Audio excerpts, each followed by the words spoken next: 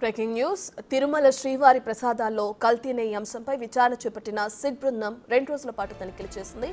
CBI డైరెక్టర్తో video conference చేపట్టి వివరాలను పంచుకున్నారు. మరోవైపు సుప్రీంకోర్టు కూడా రికార్డులను పంపించనున్నారు.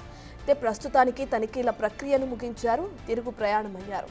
మరో వారం రోజుల తర్వాత తిరుపతి రానున్నట్లు తెలుస్తోంది.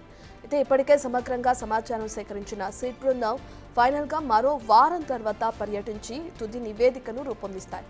నివేదికను సుప్రీంకి అందించనున్నట్లు కూడా తెలుస్తుంది.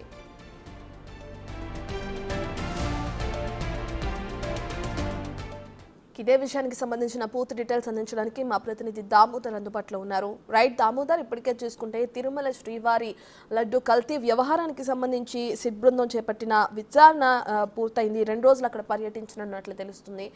ఈ 2 రోజుల తనిఖీల్లో వాళ్ళు ఎటువంటి అంశాలని పరిగణనలోకి తీసుకోవడం జరిగింది?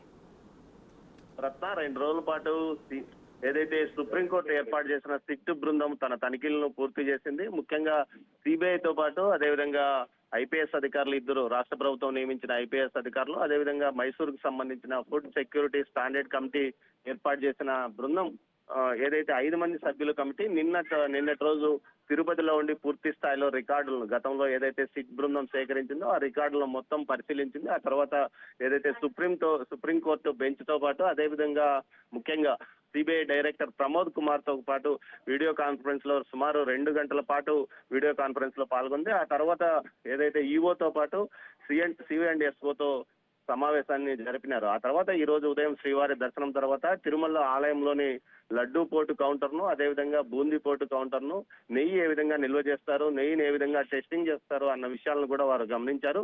తర్వాత ఈ రోజు వారు తిరుగు పయనమైనారు. మొత్తం మీద అయితే సిట్కు సంబంధించిన 30 మంది సభ్యులు ఇప్పటికే తిరుపతిలో ఉన్నారు. వారు యథావిధిగా దర్యాప్తు కొనసాగిస్తున్న నేపథ్యంలో కీలక సభ్యులు ఈ రోజు వచ్చి నిన్న వచ్చిన వారు 2 రోజుల పాటు సమావేశాలు, ఆధారాలన్నీ క్రోడీకరించుకుని తిరిగి వెళ్లారు. ఈ నేపథ్యంలో మరోసారి వారం రోజుల తర్వాత పూర్తి స్థాయిలో ఇక్కడికి వచ్చి మరో వారం రోజుల పాటు దర్యాప్తులో ఉండి పూర్తి స్థాయి నివేదికను సుప్రీంకోర్టుకు అందించనున్నారు. అదేవిధంగా ఈ కేసుకు సంబంధించి ముఖ్యంగా ఏఆర్ డైరీ, వైష్ణవి డైరీ, బొలోనాథ్ డైరీతో పాటు ముఖ్యంగా ఎవరైతే పాలక మండలిలో గతంలో ఏఆర్ డైరీ నుంచి నెయ్యి కొనుగోలు కోసం రివర్స్ టెండరింగ్ ను ఆమోదించారో వారందరి మీద కేసు నమోదు అయ్యే అవకాశం ఉందా లేదా అన్న విషయం మీద కూడా దర్యాప్తు బృందం సుప్రీంకోర్టుకు నివేదిక అందించే అవకాశం ఉంది. మొత్తం మీద అయితే ప్రస్తుతానికి వారు ఈ రోజు పూర్తి స్థాయిలో విచారణ నిర్వహించి తిరిగి పయనమయ్యారు. రత్న.